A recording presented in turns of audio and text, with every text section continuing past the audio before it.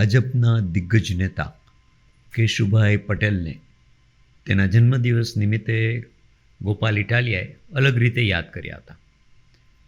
તેઓએ કહ્યું કે ખેડૂત નેતા અને ગુજરાતના પનોતા પુત્ર સ્વર્ગસ્થ કેશુભાઈના જન્મદિવસ નિમિત્તે વિનમ્ર સમરણાંજલિ સાથે રાજકોટના નવનિર્મિત એરપોર્ટનું નામકરણ કેશુભાઈ એરપોર્ટ કરવામાં આવે તેવી માગણી વ્યક્ત કરીને એક માસ્ટર સ્ટ્રોક આપ્યો હતો. આપને યાદ કરાવીએ કે આ પહેલાં પણ ચૂંટણીમાં તેઓએ એઆઈ જનરેટેડ કેશુભાઈ પટેલ પાસેથી આશીર્વાદ પ્રાપ્ત કરતા હોય તેવો વિડીયો વાયરલ કરી ખાસી લોકચાહના મેળવી હતી. આવો સાંભળીએ શું કહે છે આ બાબતે ખુદ ગોપાલ ઇટાલિયા. નમસ્કાર મિત્રો, હું છું ગોપાલ ઇટાલિયા. મિત્રો, આજે ગુજરાતના પનોતા પુત્ર, ખેડૂતોના મસીહા, જેણે ગુજરાતના ગામડાઓમાંથી ગુંડાઓ અને બદમાશોને નેસ્ત નાબૂદ કરવાનું કામ કર્યું, જેમણે ગુજરાતના ગામડાઓ સુધી સિંચાઈનું અને પીવાનું પાણી પહોંચાડવાનું કામ કર્યું, ગુજરાતના ગામડાને ગોકુળિયું ગામ બનાવવા માટે જેમણે પોતાનું યોગદાન આપ્યું છે, અને જે મહાપુરુષે ગુજરાતના ગામડા, ગુજરાતની ખેતી અને ગુજરાતનો ખેડૂત ત્રણેય સદ્ધર અને સમૃદ્ધ બને, સુરક્ષિત બને, સક્ષમ બને. ગામડું, ખેતી અને ખેડૂત ત્રણેય સક્ષમ સમૃદ્ધ બને એ માટે જેમણે પોતાનું આખું સમગ્ર જીવન હોમ્યું છે એવા ગુજરાતના પનોતા પુત્ર, પૂર્વ મુખ્યમંત્રી સ્વર્ગસ્થ કેશુભાઈ પટેલ એટલે કે કેશુ બાપાનો આજે જન્મ દિવસ છે. એ નિમિત્તે હું વિસાવદરના ધારાસભ્ય તરીકે બાપાને યાદ કરું છું, એમના કાર્યોને યાદ કરું છું, એમના યોગદાનની નોંધ લઈ અને આપણે પણ એમના રસ્તે ચાલી શકીએ એવી હું પ્રાર્થના કરું છું. આ સાથે વિસાવદર વિધાનસભાના ધારાસભ્ય તરીકે મારી એક વિશેષ માંગણી છે કે કેશુબાપા પટેલે ગુજરાતના ગામડા, ખેડૂત અને ખેતી માટે જે યોગદાન આપ્યું છે એની સરખામણી ક્યારેય કોઈની સાથે થઈ શકે એમ જ નથી.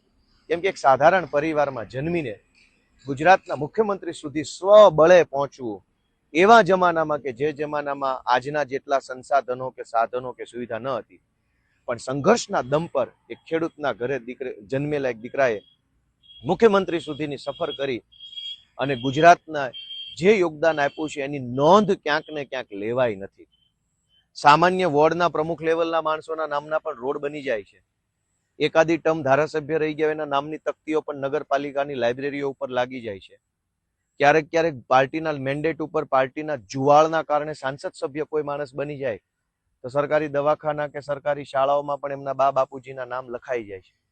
પણ જે ખેડૂતના દીકરાએ એક સાધારણ પરિવારમાં જન્મીને ખેતરોમાં પાણી વાળતા વાળતા સંઘર્ષ કરીને રાજનીતિના પગથિયા પછી પગથિયા ચડીને ગુજરાતની અંદર પહેલી વખત બીજેપીની સરકાર બનાવી, એવડા મોટા મહાપુરુષની નોંધ ગુજરાતમાં ક્યાંય લેવાય નથી.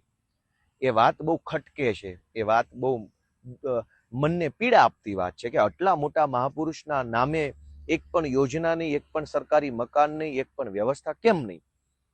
જો આપણે આપણા મહાપુરુષોના યોગદાનની નોંધ લેવાનું છોડી દઈએ તો ઇતિહાસ આપણને માફ ન કરે. અને એવું કહેવાયું છે કે જે સમાજ કે જે વ્યક્તિ કે જે વ્યવસ્થા પોતાના ભૂતકાળને, પોતાના મહાપુરુષોને ભૂલી જાય છે એનું ભવિષ્ય ધૂંધળું થઈ જાય છે. અને એટલે સ્વર્ગસ્થ કેશુબાપા પટેલના જન્મ દિવસ નિમિત્તે વિસાવદરના ધારાસભ્ય તરીકે આજે હું એવી લાગણી વ્યક્ત કરું છું કે રાજકોટની અંદર નવું બનેલું જે એરપોર્ટ છે, હીરાસર એરપોર્ટ, એનું નામ કેશુભાઈ પટેલ એરપોર્ટ તરીકે જો નામકરણ કરવામાં આવે તો કેશુભાઈના યોગદાનની એક વિનમ્ર નોંધ લેવાય એવું આપણે માની શકીએ.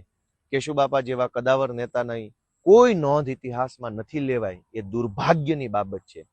4 પૈસાના છૂટક નેતાઓ હોય, તાલુકા જિલ્લા પંચાયતમાં ક્યાંક ચૂંટણી ભૂલથી જીતી ગયા હોય, ક્યાંક પાર્ટી ઉપર જીતી ગયા હોય, એમના નામે પણ ઘણું બને છે.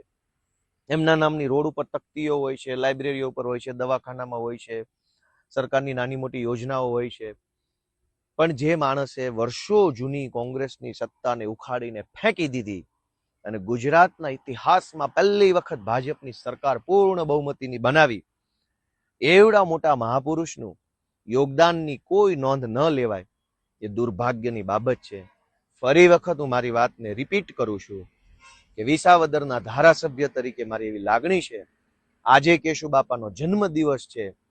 આજે 24મી જુલાઈ 2025ના દિવસે મારી લાગણી છે કે રાજકોટના એરપોર્ટને સ્વર્ગસ્થ કેશુભાઈ પટેલ નામકરણ કરી અને કેશુભાઈ પટેલના યોગદાનની સરકાર અને સમાજ નોંધ લે એવો પ્રયત્ન આપણે કરવાનો છે.